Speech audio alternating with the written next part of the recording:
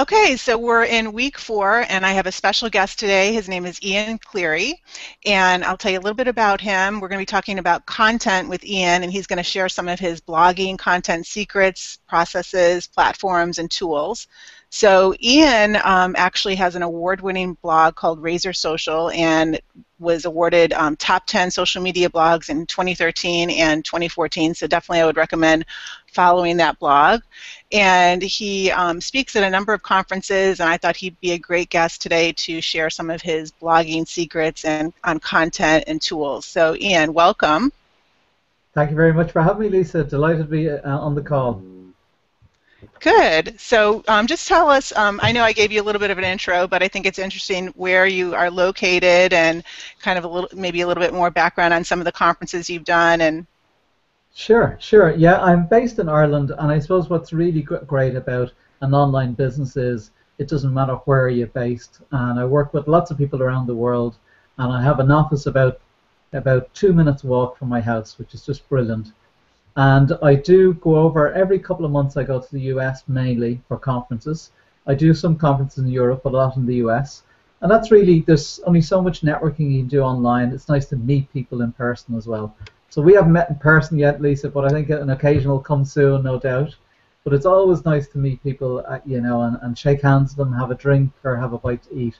That's really important in the world of social media. Definitely, and I think that that's kind of become the norm in the business world, is that you meet business associates and friends online through Twitter and network with them, or Facebook, or whatever the network is, and then you end up creating relationships. And sometimes we're a perfect example. I have other conference friends that we'll see each other online, and then we'll see each other speaking, and we'll be like, oh my God, and we've been friends for 10 years or something online. So. Just also a quick intro, we also have Sydney and Janine here listening in case we have any questions at the end. So I just want to do a quick intro for Sydney and Janine. They're both with the buyer group. So Ian, let's get right into question number 1. So we hear the phrase so much, content is king. I mean, it's been around for a while, and now it's being applied to social media. So why is that important to social media? If you're a social media manager, which everyone in this class is taking and focusing on social media management, why is content king, and what makes it so important? What are some insights you can give to that? Yeah, I mean, to me, is everybody's online searching, either searching through the likes of Google or interacting through Facebook and Twitter and Google+. So people are on there searching and interacting, so they're looking for content.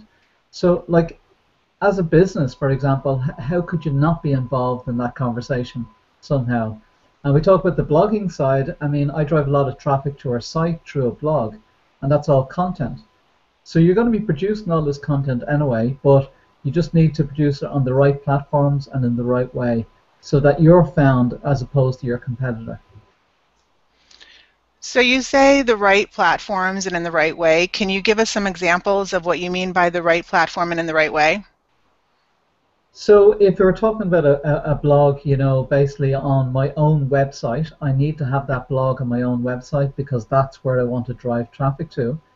And when I'm creating this content, I need to think about the audience that's searching.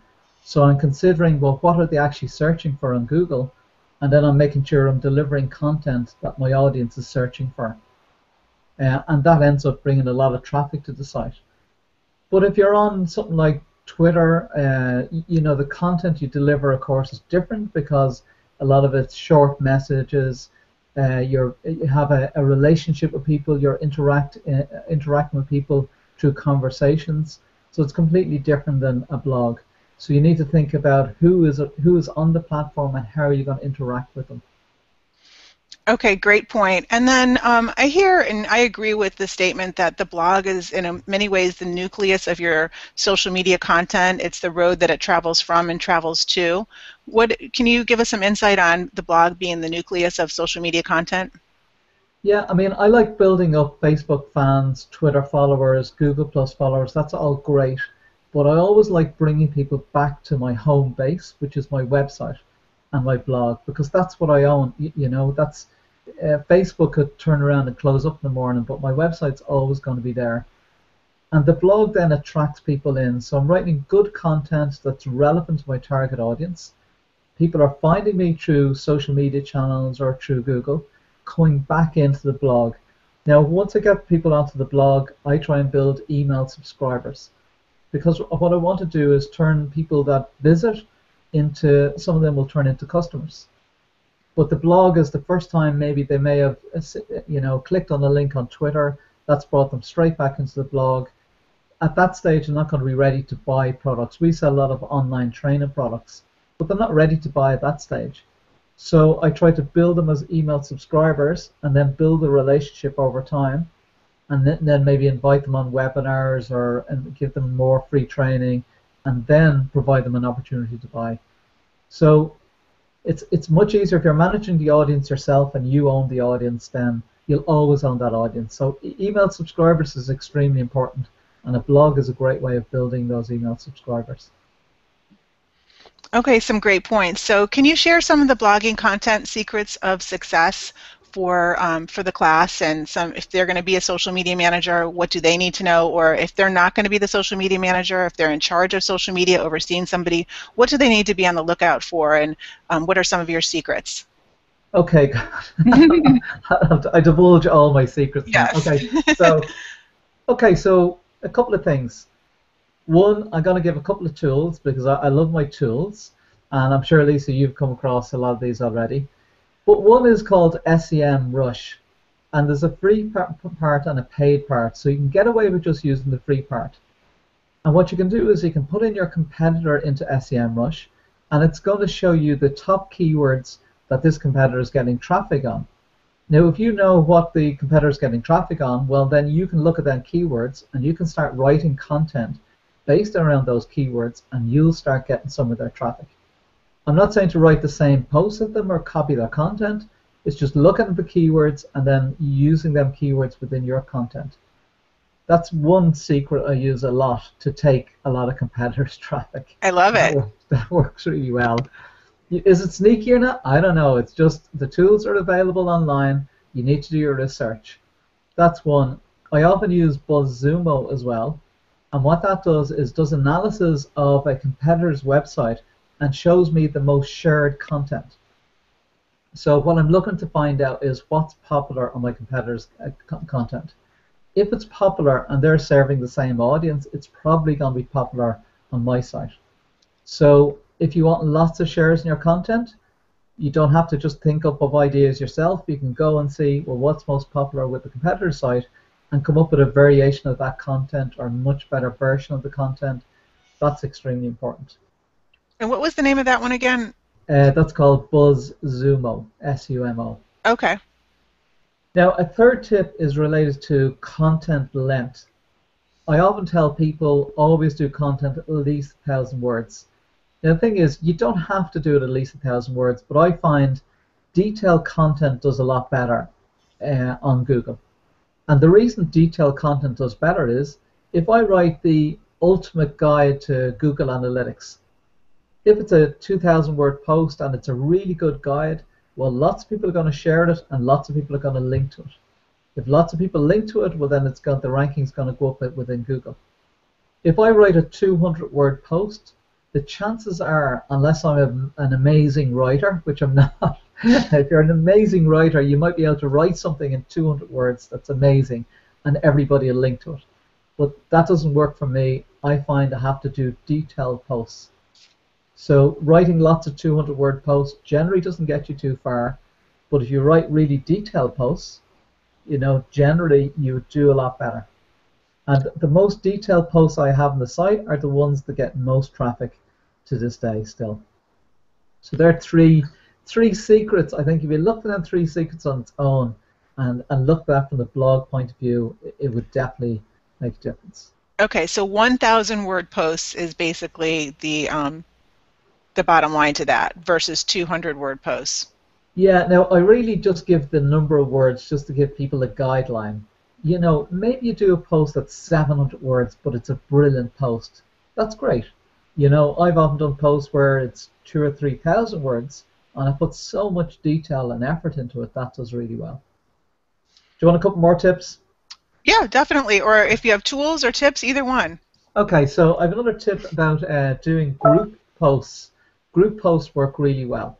So imagine if I was starting a brand new blog in the morning and nobody knows about me. I could spend weeks and weeks writing lots of content, or I could write one piece of content and involve a lot of influential people in that content. So, for example, if I had a business teaching people presentation skills, I'd reach out to people that are well-known speakers and I'd say, would you mind give me a tip, your best tip for speaking? Make it very easy. And then what you do is you create a post with 30, 40, or 50 different speakers, all giving their tips. You publish that post, and then you reach out to all the speakers and say, thank you very much for your contribution. You don't even have to ask them to share it. Just say, thank you very much for your contribution. Here's the link to the post. And of course, they all know you want them to share, and they'll all share. Now, all of a sudden, your blog is known. So now you get lots of traffic, and that could be the very first post that you do. So you I need to be a love little that bit tip. smart. Can I tell you why I love that tip? Well, yeah, Because coming from a public relations standpoint, and a lot of the students, most of the students have picked public relations as their specialty. It's really driving to that ego. So once you are involving yeah. somebody in a story, you're playing, you're getting to their ego, and that's going to encourage them to share. So I love that tip because that's a good way to get more publicity. Yeah, you're right. It's an ego thing. People love being mentioned. And the thing about it is people say, well, how do I get 50 of the top speakers, for example, to give my tips? Well, you don't have to get 50. You have to get 2 or 3. And then the fourth message you send, you say, by the way, these 3 people that you know are already in this post. And then, of course, from the ego point of view, people go, I have to be in the post. Exactly. And then people feel, well, why didn't you ask me? They feel that they're being left out if they're not in the post. So it's the first couple are the hardest, and then once you get a couple of people in, then it gets easier after that. But that certainly really helps, and like I say, it's an ego thing with people. Perfect. So I have a question about social media management and productivity. So there's so many different tools to choose from. I get emails every day about this new tool and that new tool. And if you're a new social media manager and you want to really be efficient, do you have some productivity efficiency type of tools or platforms that you recommend? Yeah, let me see. Okay, so for pure productivity, as in from social media management or just general productivity? Social media management in Okay, general, okay, cool. whichever. So I'll give you some of the tools I use. I still use Hootsuite. I think Hootsuite is a great tool, and I've checked out loads of them. And because it's free for the functionality I use, I generally use that. I like using Buffer app because if I'm browsing the web and I find some great content to share, I don't want to create tweets and then schedule the messages and everything.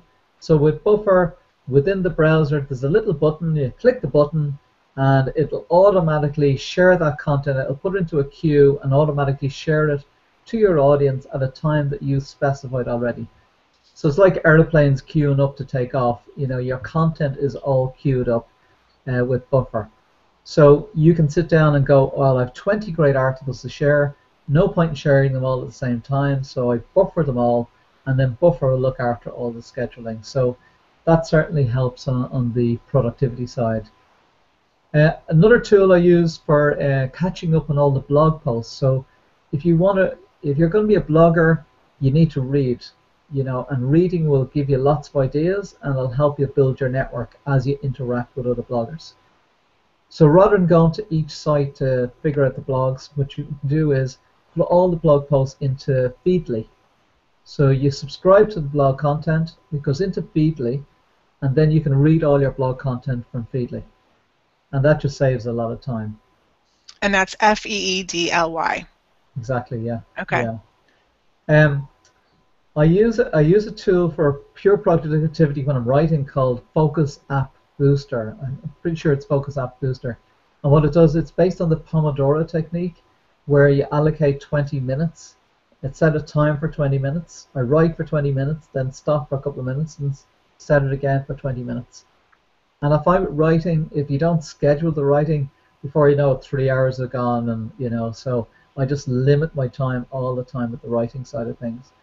And writing is a habit, so I write every single day, and you just get into the habit of writing, you know. I like that one. Okay, I have a question for you. Sure. So you have over 17,000 Twitter followers, which is quite impressive. So do you have any secrets on how you built that type of following, and how long did it take, and some insights that you can share with maybe somebody that's just starting out on Twitter personally or as a brand? Well, I suppose it probably is over the last 2 years, but I don't really focus on building the followers. I do focus on connecting with people that are relevant. So if somebody follows me, I look at the profile and go, are they relevant? You know, is it relevant to my business, or it could be potential partnership, or somebody potential interest in my content? And I'll follow people back like that as well. But as I'm promoting content all the time, I just stick to the stuff that I know and I'm good at, all around the tools type content. So people start following me because they know they're getting relevant information related to that. I mean, I'm not into the cat pictures, you know, or any of that. So it's if you're specialized in a particular niche, make sure you provide really good content around that niche, or niche as you call it in the US. And that's your content, but I share mostly somebody else's content, other people's content, and I know you do the same, Lisa. So it's sharing a lot of other people's content and some of your own, and become known for delivering really good content, and then people will just naturally follow you. Now, I found if you want to get a good few followers quickly, a Twitter chat is really good. So that's where people come onto Twitter at a specified time talking about a specific subject. So find a Twitter chat based on what you're interested in, and just start interacting. And you will get followers and network with people. It's a great place. You know, I just got a notification of a Buffer chat, I think it's tonight, and it's the guys in Buffer, and there'll be a couple of hundred people interacting. And it's certainly a place to get to know people. Yeah, actually, one of our projects for the class is to participate in a Twitter chat. So I'll have to add the, is the Buffer chat a regular chat, or is it just kind of a one-off one that happens once in a while? Is it weekly? I think it's weekly now. They only really started about a month ago. So yeah, it's meant to be very active, and it's a pretty good one already. Okay, great. So one last question. You know, my angle on social media is from a public relations aspect. So how can we use social media to get more publicity in a positive way? So do you have any last tips on any social media? I mean, the one that you gave was great about the blog posts, including groups of people that are influential. Any other tips or tools on when it comes to just maximizing the visibility part of social media for a brand? So you want to connect with journalists, is it? Yes. Yeah. Okay. Well, I mean, journalists are just people, and people are on social media channels. So identify these people. For example, on Twitter, I would reach out and find who are the journalists that are active on Twitter, and start following them, and start interacting with them. And in my head all the time with these guys is, how can I help them? That's my number one thing. Because if I can help them, they'll always want to help me back. So what I do is identify some of these people, and then I find out who these people are talking to on a regular basis. Because the people they're talking to on a regular basis are probably going to be other influential people. And I use a tool called Twitterland to find out who they're talking to. Actually, no, it's Twitonomy, Twitonomy. And that'll show me who these influential people are interacting with on a regular basis. So I can start building that list. Okay. I heard a really great tip right from Dennis Yu from Blitz Metrics. So I have to give Dennis credit for this. So okay. He's one of our speakers too. He's one of our interviews. Oh, brilliant, brilliant. So you can mention that. I did say it was him that gave me the tip. Okay. What he does is he does some Twitter advertising based on a custom audience. So for example, if you want journalists to hear about you, what he does is, if there's an article about him, he will write like an article about him on Wall Street Journal, and so he wants similar journalists to see that there was an article about him. So what he does is creates a custom audience in Facebook with email addresses of different journalists or different workplaces where they work, and then he targets them with that particular article. So they get to see that people are writing about him on Wall Street Journal, and that helps him get articles in other press. So that Brilliant. works really well. So ask him about that one, because that's a great one he has, you know. Yes, that's a great example. So we just have one more question from Sydney, actually. She wanted to know, how did you start your company and where did you get the idea for the name? Okay, And so also, if you can see it in the chat, she wants to know how you make money. Yeah. okay, perfect. Okay, yeah, exactly. Write all this content. Where do you get money? Okay, so I'll tell you the story was our original company was called Razor Coast, and Razor was about cutting edge technology, and I was looking for a domain name that worked, and then I lived by the beach and went Coast, put the two of them together. And a branding guy said to me one day, "Oh, them names are brilliant. We can do Coast up and all the sea and make that into the brand." Anyway, I was then looking at the US and starting to blog, and I didn't know where we'd end up. So I said I'd do a separate one, keep the Razor side of things, and then just tag social onto the end of it. So that's where we end up with Razor Social. So some names work and some names don't. I'm happy with the name, the way it's worked out. So I give it a thumbs up. okay, cool. Yeah, yeah. Great. And then where do we make money? So we make money in a few different places. So we write blog content, we attract people in, we build an email subscriber database, and then we promote things like webinars. So again, the webinars are free. So we say we had a webinar a couple of weeks ago, it was a blogging webinar. So what happened is people know us, like us, trust us. They come onto the webinar, and we give more free content, and then at the end of the webinar we sell our training course. So we sell an online training course. So we sell a range of $400 to $500 per course, and it's an online course that people can get access to. So we're doing webinars twice a month now, but my goal is to do them every single day, because we sell on the webinars. People are prepared to buy at the end of a webinar. So you provide value, build a relationship, build trust, and then sell. We do have affiliate relationships with some tool providers. So when we mention some tools, we get affiliate commission for some of the tools, and that's sort of growing every month. We're at the moment we're doing a free 3-part training program on blogging, and it'll be fully automated. So you'll sign up to the training, you get the first course, you get an email with the second part, third part, and then you'll get an offer saying the cart is now open, and then you'll be offered a deal for the course, and then you can sign up and buy it. Now, the good thing about all that is it's completely automated, the whole cycle, so we never have to be involved in that whole process. We use a tool called Entreport, which is a marketing automation tool, and that helps us automate the whole lot. So, okay. I can see Sydney is going to be a blogger for sure. Yeah. I can see it. I can see it. I'm like, yep, okay, take notes.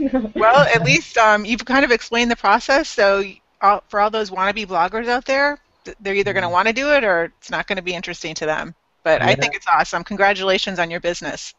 Thank you very much. I mean, there's always still plenty to do and plenty place to go. We're still growing it, but we have a process that works, and we've sort of figured it out over the last 2 years. Now, we made tons of mistakes as we got along, but there you go. That's part of entrepreneurship. Yeah, and that's part of being in social media too. Where to try to be perfect, I think that's not realistic. So just being authentic and keep trying and learn from your mistakes is part of the process. Exactly. I mean, I get some people saying, "Oh, can you give us some content for an article?" And it really depends on what their email is like, what I'll answer. If they come to me and say, "I'm a brand new site, I've no audience at all, would you give me some content?" I'm more likely to do that because they're being totally honest. Like I say, right. Lisa, it's just being honest, and it's, treat influential people like normal people, and treat them nicely. Think about how you can help other people as much as possible, and that just keeps on coming back to you. That's great advice, Ian. So we're just about out of time, and I know you're probably ready for dinner over there. But I really appreciate you being part of it and doing the guest interview for the University of Florida for the students. And is there anything else you want to add before we sign off? Just, I suppose the social media side of things, people get people think, writing all this content is a waste of time, and it's actually completely the opposite. But you do need to write really good quality content and really plan things properly and look at your conversion funnel. How are you going to convert people from a reader to a buyer, and work that out? But if you do put the effort in, you'll keep on building audience all the time and build a really good business. So there's huge potential in it. Okay, perfect. Thanks, Ian. We're going to sign off now. Thanks, everybody. Have a great rest of the week, and we'll see you next week. Thank you. Thank you very much.